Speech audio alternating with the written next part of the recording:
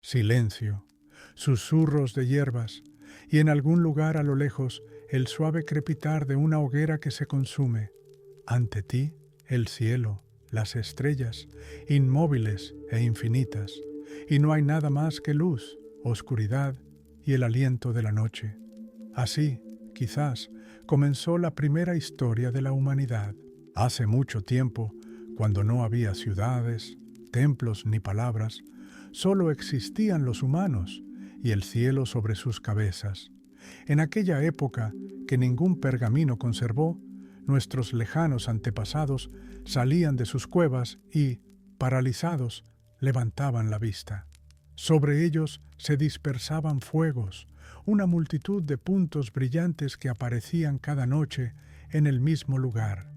No podían explicar qué era, pero ya entonces las estrellas se convirtieron en algo más que simple luz en la oscuridad. Durante milenios, la noche no fue un tiempo de descanso, sino un reino de lo desconocido.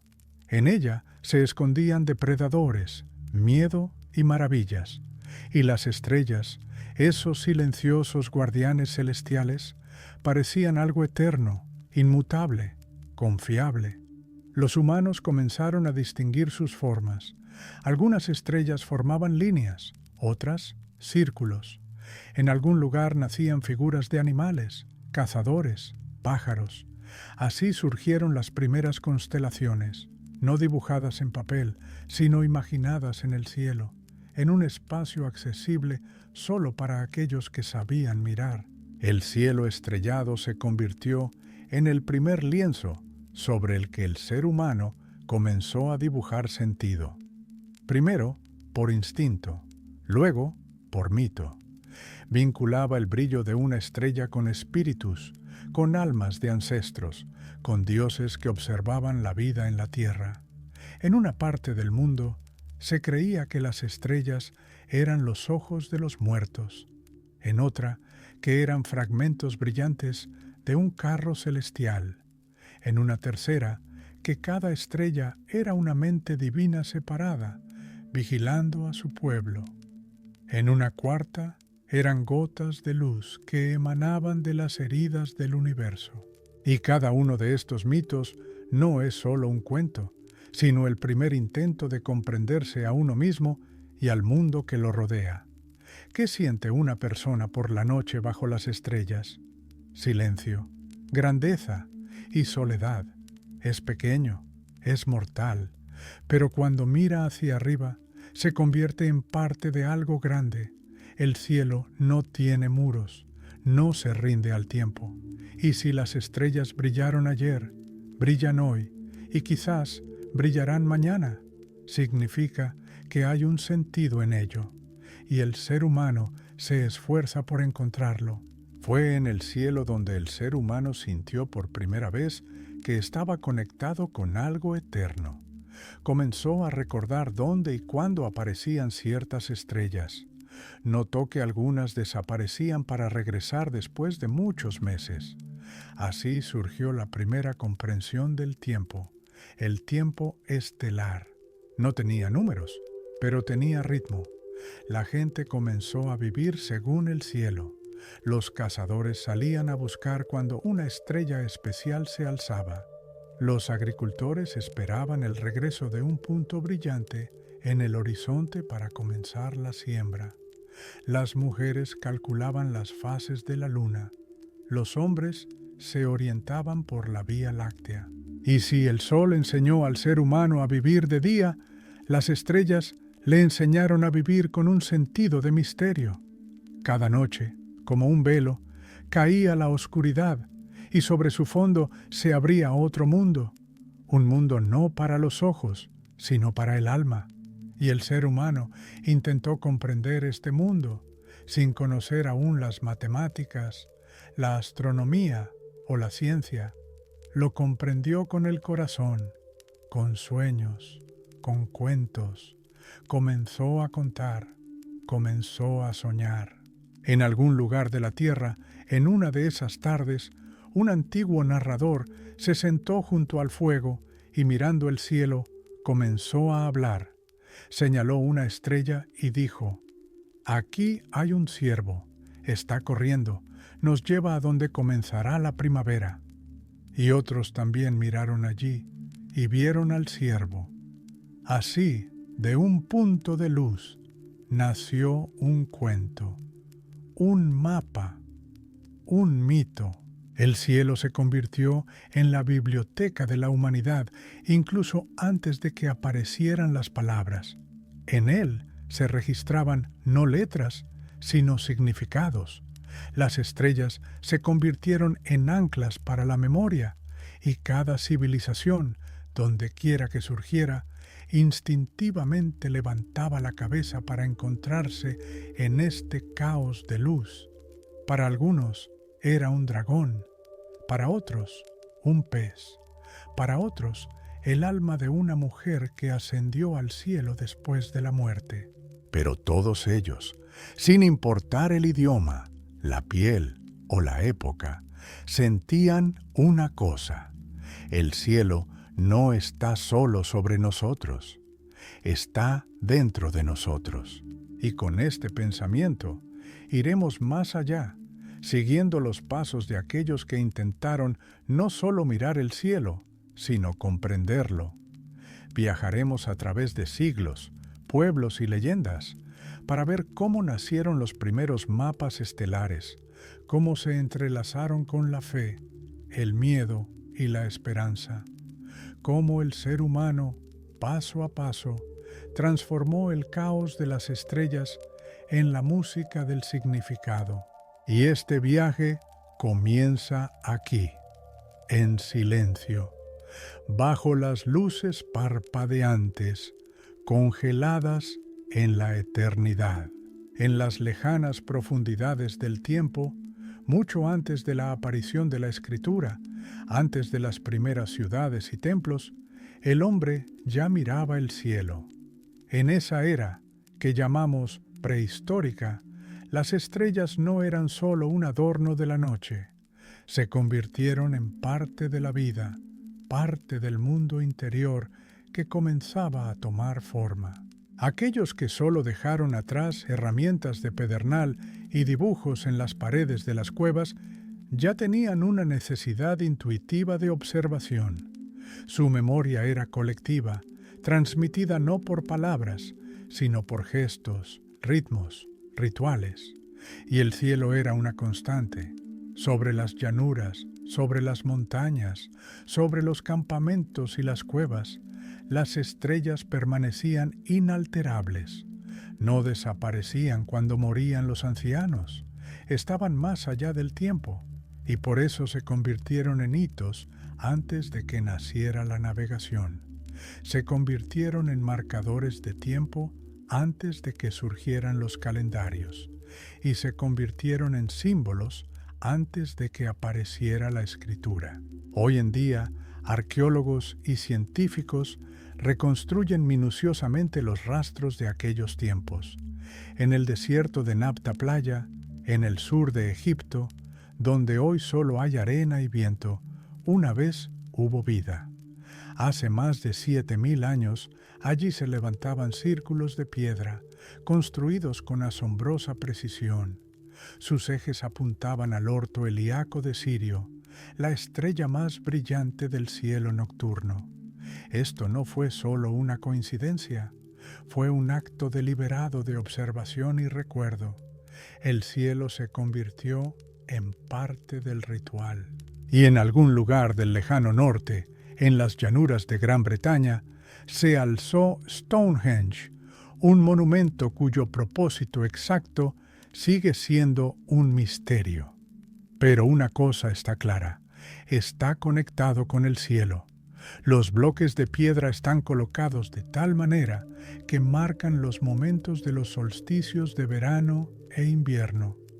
La gente se reunía allí para observar cómo el sol salía o se ponía detrás de ciertas piedras, en un día del año estrictamente definido. Esto significa que sabían cómo seguir el movimiento de los cuerpos celestes, sabían cómo extraer patrones, sabían cómo conectarlo con la vida. En Irlanda se encuentra el santuario de Newgrange, construido hace más de 5.000 años. El día del solsticio de invierno, un rayo de sol penetra a través de un estrecho pasaje e ilumina una cámara oculta dentro de la colina. Esta precisión, esta comprensión de los ciclos, sugiere que los antiguos conocían no solo las estrellas, sino también el tiempo. Marcaban cuándo comenzaba el año nuevo, cuándo el día se hacía más largo, cuándo regresaba la luz, y todo esto gracias a la observación del cielo. Incluso en cuevas, aparentemente completamente aisladas del mundo exterior, la gente dejó rastros de estrellas. En los techos de algunas cuevas de Francia y España se encontraron puntos, líneas y círculos que, según los investigadores, podrían representar grupos de estrellas. Por ejemplo, en la cueva de Lascaux, una de las figuras de animales, un toro, está acompañada por un grupo de puntos que se asemejan a la constelación de las Pléyades. Esto puede ser una coincidencia, o puede ser el primer paso hacia un mapa estelar. Pero si una persona dejó esta imagen en piedra, significa que la consideró importante y quizás sagrada. ¿Por qué los antiguos observaban el cielo con tanta atención? La respuesta es simple. El cielo proporcionaba ritmo. Había una lógica en ello. A diferencia de los caprichos de la naturaleza y los peligros de la tierra, las estrellas eran estables. Salían a la misma hora del año. Su aparición coincidía con el inicio del calor o la llegada del frío. Se convertían en señales. Tan pronto como aparecía una constelación determinada, comenzaba la caza, la migración, la preparación para el invierno.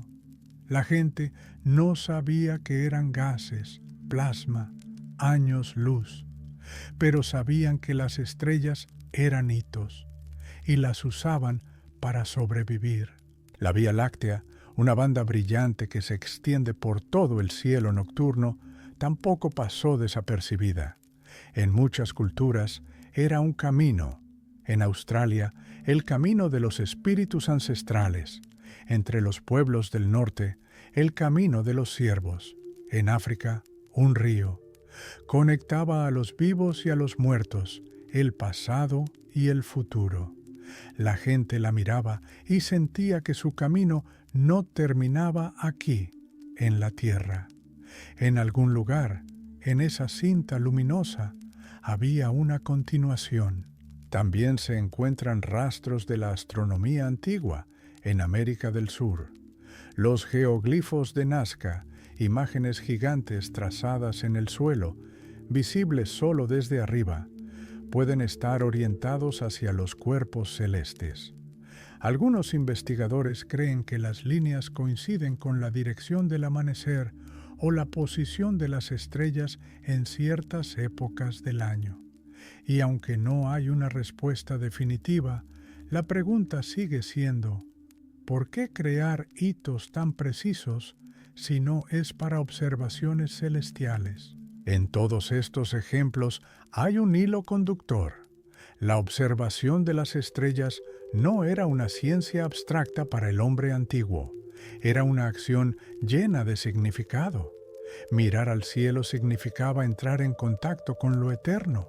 Era un ritual, una práctica espiritual, magia.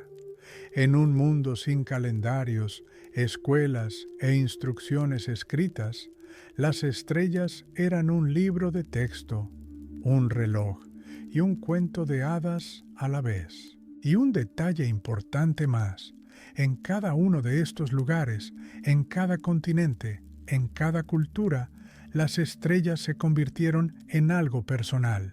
Cada pueblo tenía sus propias formas, sus propias imágenes. Algunos veían lobos en las estrellas, otros barcos, otros espíritus que custodiaban a los niños. Y esto habla de una gran verdad. El cielo es uno para todos, pero cada pueblo veía su propio reflejo en él.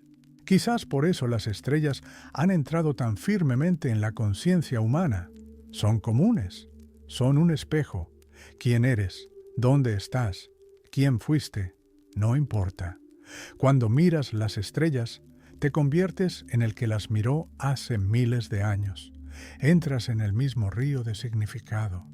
Continúas el antiguo ritual y lo continuaremos contigo.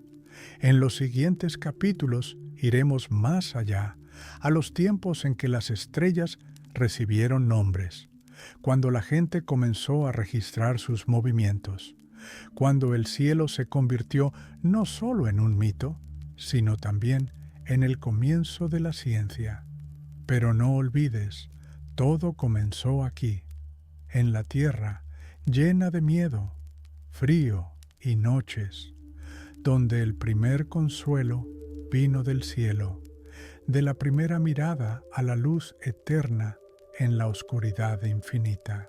A orillas de dos grandes ríos, el Tigris y el Éufrates, donde las tierras eran fértiles y el cielo despejado, floreció una de las civilizaciones más antiguas de la humanidad.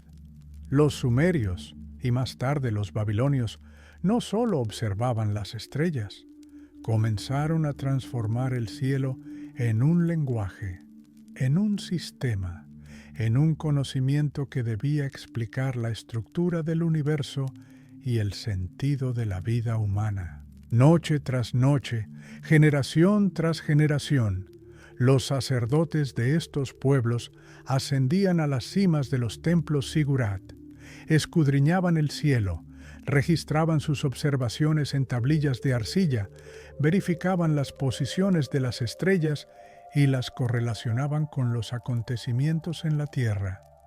Donde para otros pueblos solo había mitos, en Mesopotamia comenzó la ciencia, pero era una ciencia aún no separada de la magia. Para los sumerios, el cielo era la morada de los dioses. Cada objeto luminoso en el firmamento tenía su dueño. Venus, una de las estrellas más brillantes y cambiantes, era la diosa Inanna, señora del amor y la guerra. Su aparición en el cielo matutino o vespertino se consideraba un signo, a veces bueno, a veces ominoso. Marte se asociaba con la agresión y el peligro. Júpiter era un signo de poder real. La luna y el sol, grandes deidades celestes, iguales en poder a cualquier humano. El cielo estaba dividido en 3 zonas, cada una perteneciente a uno de los dioses supremos, Anu, Enlil y Ea. Estas zonas representaban los caminos por los que se movían las estrellas y los planetas. Tal división permitía a los sacerdotes predecir su aparición, interpretar su movimiento y aconsejar a reyes y nobles. Pero los sumerios no solo observaban, contaban historias, escribían mitos.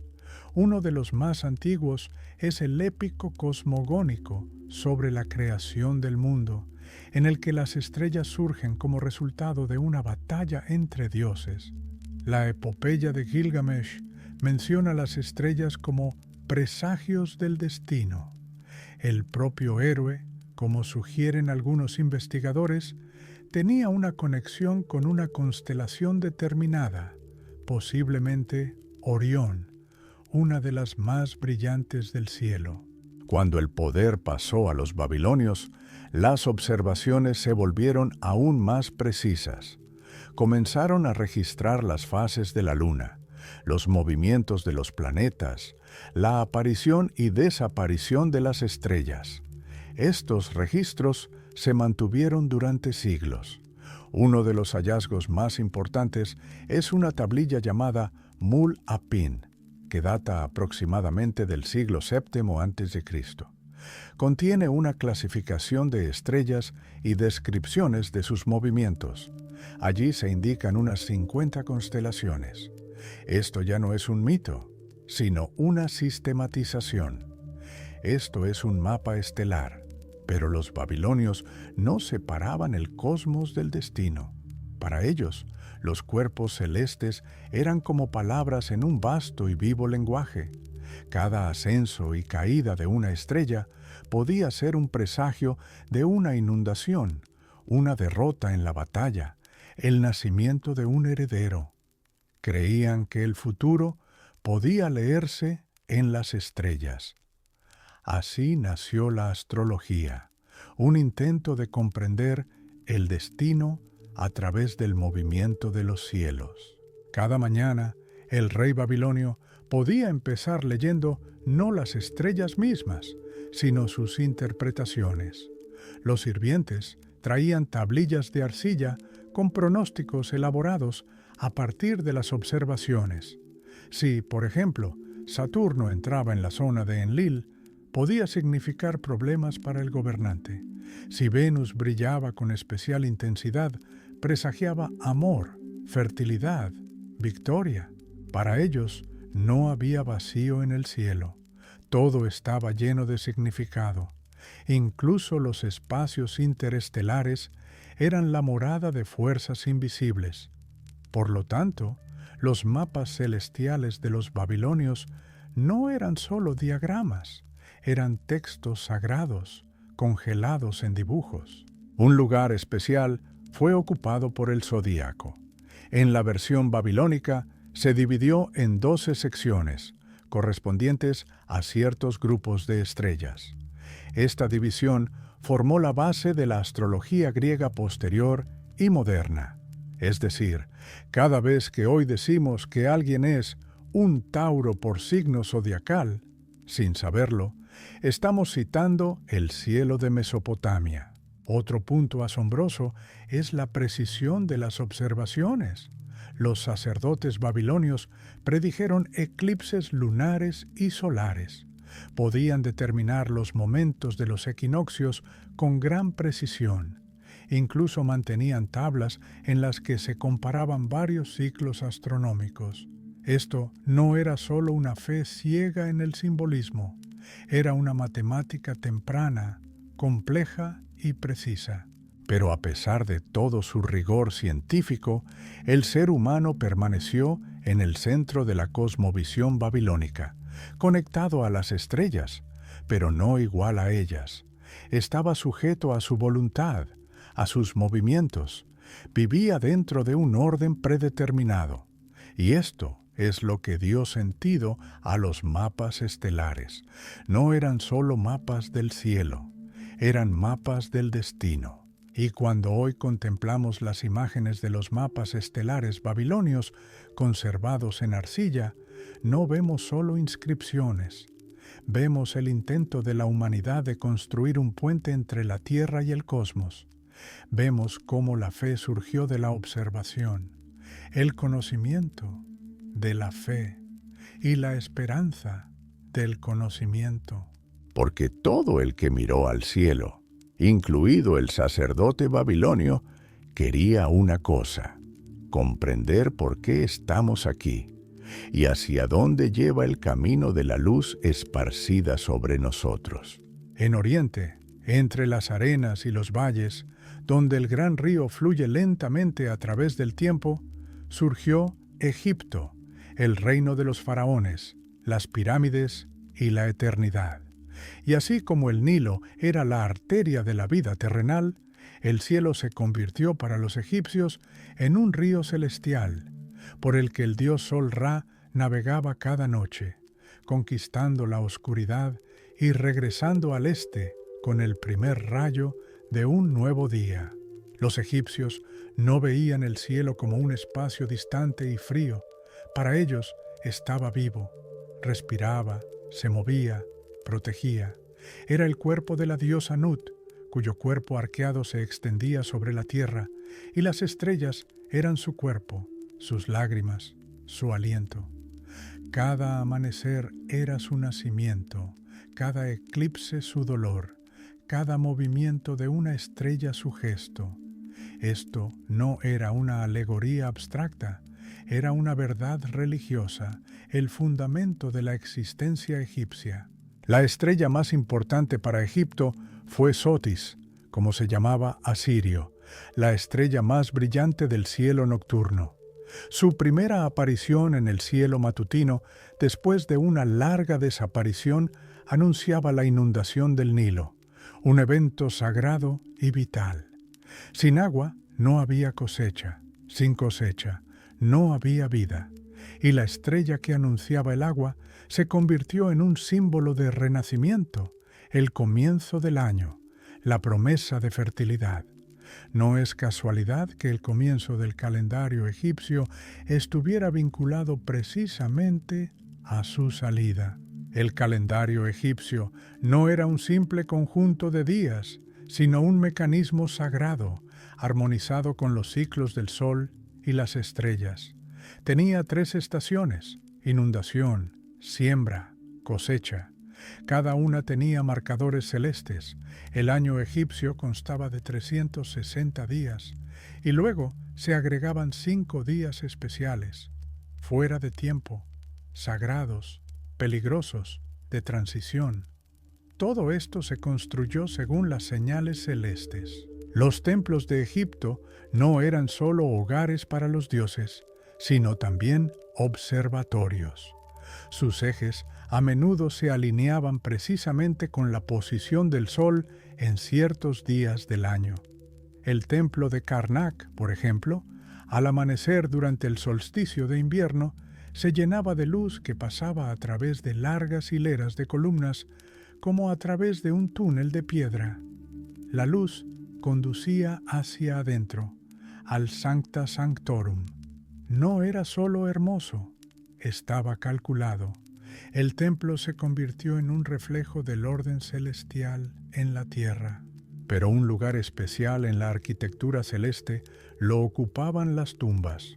Los techos de las cámaras funerarias reales estaban cubiertos con imágenes de estrellas. Algunas de ellas eran mapas precisos. En el Valle de los Reyes hay tumbas donde se han conservado diagramas estelares que representan las posiciones reales de las estrellas en ciertos momentos. Estas no eran solo decoraciones, sino también guías. El faraón no desaparecía después de la muerte. Viajaba al cielo para unirse a las estrellas, para convertirse en una de ellas. Y los mapas estelares de su tumba servían como mapa del viaje al más allá. Orión, una de las constelaciones más reconocibles, se asociaba con el dios Osiris, señor de los muertos. Su cinturón, 3 estrellas en fila, se convirtió en un símbolo de Trinidad, orden, poder masculino. Las pirámides de Giza, como sugieren algunos investigadores, podrían haberse construido de acuerdo con la posición de estas 3 estrellas. Esto significa que la arquitectura egipcia no es solo piedra, sino también estrellas congeladas en la geometría de la Tierra. Los ciclos solares y lunares se utilizaban en fiestas, ritos y rituales. La luna nueva era un momento de silencio, de observación. La luna llena, un momento de acción. Las estrellas no solo servían como guías, eran participantes en un teatro sagrado, y cada egipcio, mirando el cielo, no veía el vacío, sino un drama. Cada dios tenía su lugar en los cielos, cada mito, su reflejo en el mapa estelar. Existe también un misterioso documento conocido como el reloj estelar, que se encuentra en los techos de las tumbas y que indica las horas estelares de la noche. Cada estrella sale a una hora específica y cada una está asociada con una diosa específica que navega por el río celestial. Era una especie de calendario nocturno que permitía a los sacerdotes orientarse en el tiempo, incluso sin el sol. Los egipcios creían que el gobernante, después de la muerte, se unía al cielo, se convertía en una estrella, o su alma navegaba en la barca de Ra, el sol, que cada noche viaja por el más allá. Las estrellas no eran solo un reflejo del orden, sino también una puerta entre mundos. A través de ellas se podía entrar en la eternidad. Para Egipto, el cielo no era solo un panorama, era una instrucción, era un escenario, era una puerta, y el mapa del cielo era la clave para comprender cómo vivía esta civilización, al ritmo de la luz y la oscuridad, en armonía con el cosmos, en la aspiración no solo de vivir, sino de vivir, de acuerdo con el orden eterno. Por lo tanto, cuando miramos las antiguas representaciones egipcias de las estrellas, no vemos solo simbolismo, vemos sus oraciones, su conocimiento, su miedo y su esperanza. Vemos cómo convirtieron el cielo en un templo, las estrellas en palabras y el tiempo en un camino. Y seguimos adelante, más allá de los horizontes del Nilo, más allá de los templos y tumbas del desierto, a aquellas tierras donde el cielo nocturno también era un ser vivo. A China, la tierra de emperadores y bestias celestiales, donde el mapa estelar no solo estaba en un pergamino, sino también en el corazón de la gobernación de un mundo entero.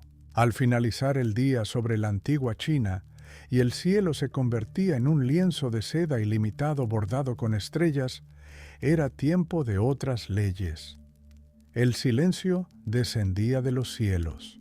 No solo se movían luces a través de él, sino signos, y cada signo tenía un significado, porque en la tradición china, el cielo no es solo un espacio, es el emperador por encima de todos los emperadores. Observa, juzga y concede armonía. Y el hombre, si es sabio, aprende a leer su lenguaje. Los antiguos chinos llamaban al cielo Tian, el poder supremo del que todo dependía, el destino, el orden, el poder, el ritmo del año. Y las estrellas en su superficie eran tanto escrituras como seres y guardianes. No estaban separadas del mundo de los humanos. Lo gobernaban. Eran su reflejo celestial. Una de las tradiciones más antiguas de China era la división del cielo en 28 mansiones lunares, o Xiu, nakshatras, como se les llamaría en la India. Esta no era solo una división técnica. Cada mansión representaba una sección del cielo por la que la luna pasaba durante la noche. Estas zonas se convirtieron en una especie de zodíaco lunar. No son iguales en tamaño, pero sí en significado. Cada una tenía un nombre, una imagen, un simbolismo y a veces incluso un animal patrón.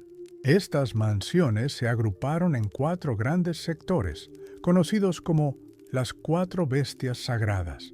Eran el dragón del este, el pájaro del sur, el tigre del oeste y la tortuga del norte. Cada uno simbolizaba una dirección cardinal, una estación, un elemento e incluso una virtud. Estas criaturas no eran mitos, eran parte de la realidad. Se representaban en tumbas, armaduras, banderas, y sus formas estelares se veían en el cielo, recordando el gran ciclo de la creación. Según la tradición china, las estrellas tenían una relación directa con el Estado. En el cielo existía un modelo de orden ideal, y el emperador, llamado el Hijo del Cielo, debía encarnarlo en la tierra.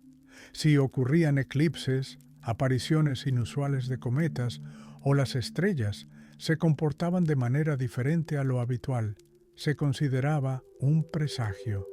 Quizás había desorden en el Estado. Quizás el gobernante había violado la armonía. Tales fenómenos podían equipararse con presagios de desastre. El cielo hablaba y el gobernante sabio debía escuchar. Por lo tanto, en todas las dinastías había funcionarios especiales, astrónomos, cuyo deber no era solo observar los cuerpos celestes, sino también compilar predicciones, calendarios e interpretaciones. Estas personas ocupaban altos cargos en la corte, compilaban almanaques del destino, que indicaban días propicios y desfavorables para el matrimonio, la construcción, los viajes e incluso los cortes de pelo. Su trabajo combinaba astronomía, filosofía, poder estatal y arte. Los chinos comenzaron a registrar sus observaciones muy temprano. Ya en el segundo milenio antes de Cristo aparecieron los primeros registros sistemáticos. Anotaron eclipses, movimientos de cometas y la aparición de nuevas estrellas. Algunos de estos registros han sobrevivido hasta el día de hoy y han ayudado a los astrónomos modernos a confirmar eventos cósmicos reales. Así, los antiguos mapas estelares chinos no son solo mitos, sino valiosos documentos históricos. Las estrellas no eran algo distante, vivían dentro del calendario. El calendario chino, basado en ciclos lunisolares, era un sistema complejo en el que cada fase de la luna, cada mes, cada año, tenía sus correspondencias estelares. Incluso el zodíaco chino, familiar para muchos por los signos de la rata, el buey, el dragón y así sucesivamente, está conectado con los ciclos celestiales. Cada año estaba bajo el patrocinio de un determinado animal y elemento, y todo el sistema se cerraba en un ciclo de 60 años. Esto no era solo una medida del tiempo, era un modelo cosmológico por el que vivieron dinastías enteras. El mapa estelar en China a menudo se representaba en pergaminos, en los techos de templos y tumbas. En una de las tumbas de la dinastía Han se ha conservado un magnífico cielo estrellado con las posiciones precisas de muchas estrellas conocidas. Esta imagen no es solo decorativa, es una guía para el más allá, un mapa para el alma, una guía por la cual se puede viajar de la vida a la inmortalidad. Incluso la Vía Láctea en China tenía una leyenda. Se la llamaba el Río Celestial. Existía un mito sobre un vaquero y una tejedora, estrellas separadas por este río, que solo pueden encontrarse una vez al año, el séptimo día del séptimo mes. En este día aparece un puente de urracas en el cielo, y los amantes estelares se reúnen.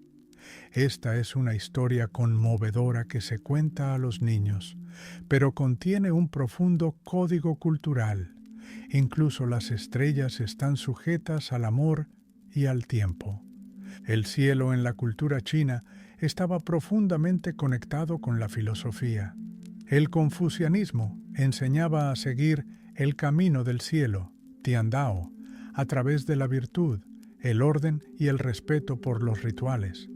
El taoísmo veía en las estrellas la encarnación del Tao, el gran camino que no se puede describir con palabras, pero que se puede sentir en la quietud de la noche. La meditación bajo las estrellas, la respiración al ritmo del cielo, la contemplación, todo esto formaba parte de la práctica espiritual. El emperador no era simplemente un gobernante, era un vínculo viviente entre el cielo y la tierra, y su corte, sus acciones, incluso el diseño de la capital, debían corresponder con el patrón celestial. Las ciudades se diseñaban según las direcciones cardinales. Los palacios se alineaban con líneas que simbolizaban los ejes del mundo. Todo en China era un reflejo del orden estelar, la tierra como el cielo. Cuando hoy miramos los mapas estelares chinos, no vemos solo puntos. Vemos un universo estructurado según las leyes de la sabiduría. Vemos respeto por el tiempo, por el ritmo, por el aliento del mundo. Vemos cómo el ser humano se convirtió en una extensión del cosmos, no en su amo. Y cuando la noche cae sobre China, estés donde estés, Puedes imaginar a un antiguo erudito con túnicas de seda mirando el cielo, haciendo marcas en un pergamino y contemplando la luz de una estrella lejana, susurrando: todo está conectado, todo está en orden, todo tiene sentido. Ahora iremos más allá, hacia el sur, hacia donde el brillo de las estrellas se entrelazó en las alfombras de la ciencia, la poesía y la fe, hacia un mundo donde los astrónomos árabes continuaron el camino de la Hélade y los místicos buscaban el reflejo de Dios en el cielo estrellado, hacia las tierras del Islam en la edad de oro de la astronomía árabe. Noche. Sobre los tejados de la antigua Bagdad, el cielo estrellado tiembla silenciosamente. El calor ha pasado, la ciudad se ha dormido, y en las torres de los observatorios, figuras solitarias continúan sus observaciones. No buscan profecías, buscan la verdad. En una época en que Europa estaba sumida en la oscuridad de la Edad Media, en las tierras del Islam, nació una luz de conocimiento, suave, cálida, paciente, y esa luz se dirigió hacia arriba, hacia las estrellas. Cuando la civilización árabe alcanzó su cenit, no solo heredó el conocimiento de la antigüedad, lo multiplicó. Los traductores de las casas de la sabiduría de Bagdad trasladaron meticulosamente al árabe las obras de Ptolomeo, Hiparco y Aristóteles. Pero estas obras no se quedaron como un peso muerto del pasado. Se convirtieron en la base de una nueva perspectiva del cielo, atenta, precisa, casi moderna. En la cultura islámica, la ciencia no era lo opuesto a la fe. Por el contrario, el estudio del universo se consideraba una obra piadosa. El Corán llama repetidamente a mirar el cielo, a reflexionar, a observar, a buscar signos. Las estrellas se mencionan como guías, como ornamentos de los cielos, como signos para los que reflexionan. Y así, la astronomía se convirtió en una parte integral de la vida científica y religiosa. Grandes mentes como Al-Battani, Al-Sufi, Al-Biruni, Ulugh Beg y muchos otros dedicaron sus vidas a las estrellas, compilaron catálogos estelares con una precisión increíble, midieron los movimientos de los planetas, calcularon la duración del año, predijeron eclipses. Y todo esto sin telescopios, solo con astrolabios, cuadrantes, reglas y un ojo agudo y paciente. Al-Battani, en el siglo IX, recalculó las coordenadas de muchas estrellas, corrigiendo los errores de Ptolomeo. Determinó con precisión la duración del año solar, 365 días, 5 horas y casi 49 minutos. Sus tablas se utilizaron en Europa hasta la época de Copérnico, y Al-Sufi fue el primero en describir lo que hoy conocemos como la nebulosa de Andrómeda, una tenue mancha de luz en el cielo nocturno. No la vio como un objeto, sino como un misterio digno de atención. Los observatorios de la era islámica eran verdaderos templos científicos. En Maraghe, Persia, se construyó uno de los primeros observatorios a gran escala, donde trabajaron decenas de científicos. Más tarde, en Samarcanda, Ulugh Beg, un gobernante, poeta y matemático, construyó un enorme observatorio con un sextante de más de 40 metros de largo. Él mismo observó las estrellas y creó uno de los catálogos estelares más precisos de su tiempo, que contenía las coordenadas de más de 1100 estrellas. Pero incluso antes de los instrumentos, y más allá de ellos, el logro más importante de la astronomía islámica fue su actitud hacia el cielo. No era solo un objeto de conocimiento, sino también un símbolo de orden, belleza y armonía divina. La contemplación de las estrellas era una práctica espiritual para los sufíes. Decían: El que mira las estrellas aprende a callar, y en este silencio llega el conocimiento. Las estrellas también tenían un significado práctico. Los musulmanes determinaban la dirección de la oración, la quibla, observando las estrellas. La navegación en desiertos y mares también se basaba en hitos estelares. El conocimiento astronómico era necesario para determinar el comienzo de los meses sagrados, especialmente el Ramadán, y también para calcular la hora del Salat, la oración que se realiza estrictamente a ciertas horas del día y la noche. El astrolabio, símbolo de la ciencia islámica, se convirtió en un instrumento universal. Con su ayuda, se podía medir el ángulo entre el horizonte y un cuerpo celeste, determinar la latitud de un lugar, la hora del día y la dirección a la Meca. No era solo una técnica, era la encarnación de la aspiración humana de medir lo inimaginable. Los mapas estelares creados en el mundo islámico no eran solo diagramas científicos, sino también obras de arte. Representaban constelaciones en forma de animales, héroes y criaturas, en una tradición que se remonta a Hiparco, pero ejecutados con sofisticación oriental. Estos mapas iban acompañados de inscripciones en árabe, que indicaban los nombres de las estrellas, sus coordenadas y su brillo. Muchos de estos nombres se han conservado en el lenguaje astronómico moderno: Altair, Aldebarán, Betelgeuse, Vega, todos ellos nombres árabes que nos han llegado a través de los siglos. Curiosamente, el modelo geocéntrico del universo, heredado de Ptolomeo, siguió dominando en el mundo islámico durante mucho tiempo.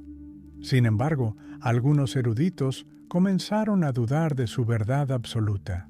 Al-Biruni, por ejemplo, hizo suposiciones cautelosas sobre la rotación de la Tierra. Pero estas eran todavía semillas que aún no habían brotado en un descubrimiento. Sin embargo, la ciencia islámica allanó el camino para futuras revoluciones. Conservó el conocimiento de la antigüedad, lo enriqueció y lo transmitió a Europa. Sin ella, quizás no habría habido Copérnico, Galileo o Kepler. No habría habido mapas de estrellas por los que estudiamos el universo hoy. Y todo esto nació en el silencio de la noche, en ciudades donde se leían libros a la luz de las lámparas de aceite, en desiertos donde las estrellas brillaban con especial claridad, en mentes que combinaban fe y razón, precisión y poesía, porque el cielo es para todos, es uno, pero cada pueblo y cada siglo lo mira a su manera. Y ahora, habiendo completado nuestro viaje por los mundos estelares de los antiguos, haremos una pausa por un momento. Miraremos el cielo no a través de los ojos de un sacerdote, un filósofo o un astrónomo, sino como una persona que busca silencio y significado. Porque al final, entre todo el conocimiento, los mitos y los cálculos, una cosa permanece: las estrellas hablan al alma. En la siguiente y última parte, ralentizaremos juntos el paso para escuchar de qué callan las estrellas. Cuando la ciudad se apaga y una a una las estrellas se encienden en el cielo oscuro, sientes de nuevo su cercanía. No eres un sacerdote antiguo, ni un filósofo, ni un navegante. Eres simplemente un ser humano, y miras el cielo, justo como millones antes que tú lo hicieron, justo como millones después que tú lo harán. Y en este simple silencio hay algo más de lo que parece. A lo largo de nuestro viaje hemos visto cómo las estrellas se convirtieron en un reflejo de fe, ciencia, poder, miedo y esperanza. Hemos viajado por tierras donde las estrellas eran dioses, donde se convirtieron en letras en un pergamino celestial, donde revelaron los ritmos del tiempo y mostraron el camino. Y en cada cultura, a pesar de las diferencias, había algo en común: la sensación de que el cielo habla con todo aquel que sabe escuchar. ¿Pero qué dice? Quizás habla de la infinidad, porque cada vez que uno mira las estrellas, siente la escala. El cuerpo permanece en la tierra, pero la mirada se extiende hacia arriba, donde no hay límites. En este sentimiento hay asombro y consuelo. Eres pequeño, pero ves lo grande. Eres mortal, pero miras a la eternidad. Quizás el cielo habla de la memoria, porque la luz de las estrellas lejanas es la luz del pasado. Esos fuegos que ves pudieron haberse apagado hace miles de años, pero su resplandor nos llega solo ahora. Esto significa que nada desaparece de inmediato. Esto significa que todo lo que fuimos, todo lo que sentimos, todo lo que amamos, no se desvanece sin dejar rastro. Continúa su viaje y alguien, algún día, lo verá. Y quizás el cielo habla de silencio, de un silencio interior, profundo, que rara vez tocamos. Las estrellas no hacen ruido, no exigen atención, simplemente existen, en silencio, persistentemente, constantemente. Y en esto radica su poder. Nos enseñan a escuchar sin palabras, a sentir sin explicaciones, a ser sin prisas. Cuando miras al cielo, te encuentras a ti mismo. Allí, entre las estrellas, no buscas respuestas, sino resonancia. ¿Quién eres? ¿De dónde vienes? ¿A dónde vas? ¿Por qué estás aquí? Estas preguntas resuenan dentro de ti no como ansiedad, sino como música. Y las estrellas son las notas de esa música.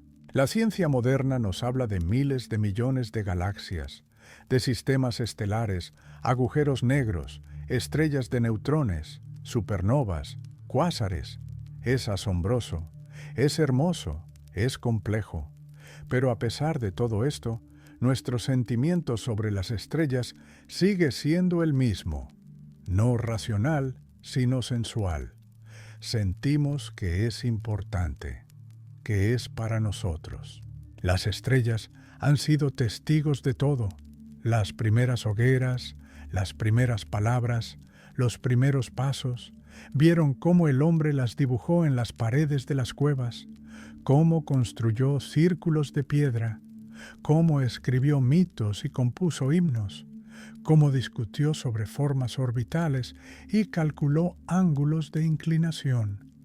Nos vieron en todas nuestras facetas y todo este tiempo permanecieron en su lugar, parpadeando, observando, y ahora vivimos entre pantallas, señales, luz, en ciudades donde las estrellas no son visibles. Y sin embargo, cuando hay la oportunidad de salir, apagar el ruido, tumbarse en la hierba y simplemente mirar hacia arriba, algo se despierta dentro de nosotros, algo antiguo, algo que no ha cambiado desde que el hombre levantó la vista por primera vez. Este sentimiento no necesita pruebas, simplemente existe. Una alegría tranquila, una tierna añoranza, una luz que toca el alma. Y es por este sentimiento que seguimos mirando hacia arriba. En sueños, las estrellas están especialmente cerca. Cuando todo alrededor se aquieta, la mente se desacelera y la percepción se vuelve suave. Podemos escuchar una voz que no proviene de los labios, sino de la luz. Esto no es un cuento de hadas, esto es verdad. La verdad de que el cielo no está solo sobre nuestras cabezas, es un espacio dentro de nosotros, nuestros sueños, nuestra añoranza, nuestra infancia, nuestra memoria.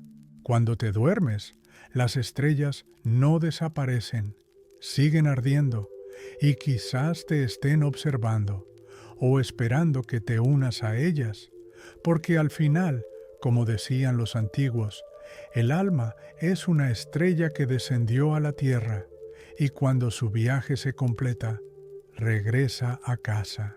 Las viejas civilizaciones sabían esto. Por eso construían mapas no para barcos, sino para almas, no para una brújula, sino para el corazón.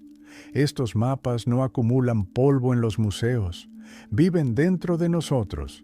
Cada vez que miramos el cielo oscuro y sentimos cómo la ansiedad retrocede, nuestra respiración se ralentiza y la paz crece dentro de nosotros. Son ellas, las estrellas, nuestras guías eternas. Y aquí estás, en el umbral del sueño. Las estrellas fuera de la ventana parpadean y su luz toca suavemente tus párpados. No hay necesidad de apresurarse. Todo está bien, todo está en su lugar. El cielo está en su lugar, las estrellas están en su lugar. Y tú también. Duerme en paz. La luz de las estrellas está cerca.